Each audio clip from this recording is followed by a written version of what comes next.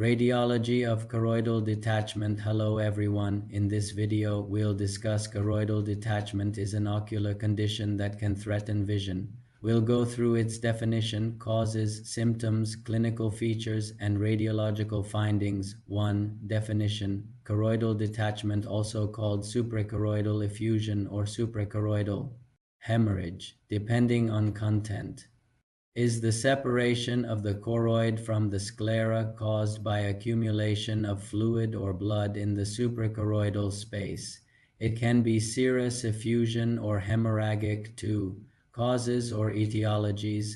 Common etiologies include ocular surgery complications, especially following glaucoma filtration surgery or cataract surgery when intraocular pressure drops, hypotony, trauma to the eye leading to bleeding into the suprachoroidal space, severe hypotony of any origin, post-surgical leakage, overfiltration, inflammatory or vascular disorders such as uveitis or vasculitis that increase vascular permeability or leakage, systemic conditions or tumors that disrupt vascular integrity or local hemodynamics. 3. Symptoms and clinical presentation. Patients with choroidal detachment may present with blurred vision or sudden vision loss, particularly in hemorrhagic cases, eye pain or discomfort, more likely when bleeding is involved or when detachment is rapid, visual field defects, depending on the extent and location of the detachment. In mild or serious cases, patients might be asymptomatic or only slightly symptomatic. 4. Clinical signs and examination findings. On ophthalmic examination, you may observe smooth, dome-shaped elevations convex of the choroid, especially peripherally. On fundus exam, the elevations do not typically extend to the optic disc unlike retinal detachments, shallow or flat anterior chamber in some cases if the detachment is large. Low intraocular pressure IOP is common, especially when hypotony is the cause. In hemorrhagic detachments, there may be rapid onset, more pain, and possibly visible blood under the retina or vitreous. 5. Radiological and imaging findings. Imaging is very helpful, especially when the eye is opaque, for example due to vitreous hemorrhage, or opaque cornea. Ultrasound B-scan. Choroidal detachment appears as thick, smooth, convex, ballooning elevations into the vitreous. These bands are often immobile, stiff compared to the mobile retina in retinal detachment.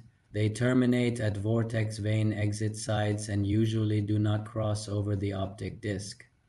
A recently described triangle sign is a useful ultrasound marker, a triangular hypoechoic or anechoic shape of vitreous in front of the optic disc, seen in total choroidal detachment or suprachoroidal hemorrhage. This helps distinguish choroidal detachment or suprachoroidal hemorrhage from total retinal detachment. CT and MRI orbit imaging can show suprachoroidal fluid or hemorrhage as areas of increased or decreased density, depending on blood versus serous fluid, useful in assessing the extent, differentiating from other intraocular or orbital masses. Other imaging optional adjunctive, optical coherence tomography OCT may show choroidal thickening or detachment, especially in posterior segment cases.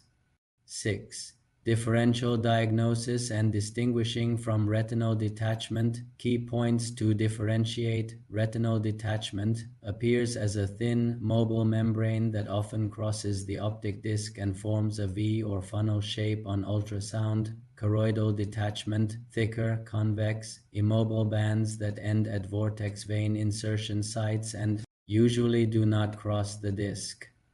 The triangle sign on B-scan is emerging as a specific marker helping to distinguish total choroidal detachment hemorrhage from total retinal detachment. In summary, choroidal detachment is the separation of the choroid from the sclera due to fluid or blood accumulation. It has distinct clinical and radiological features versus retinal detachment, recognition of its causes, symptoms, examination signs, and imaging features, especially the triangle sign, is crucial for correct diagnosis and management. Don't forget to like, share, and subscribe for more medical education content.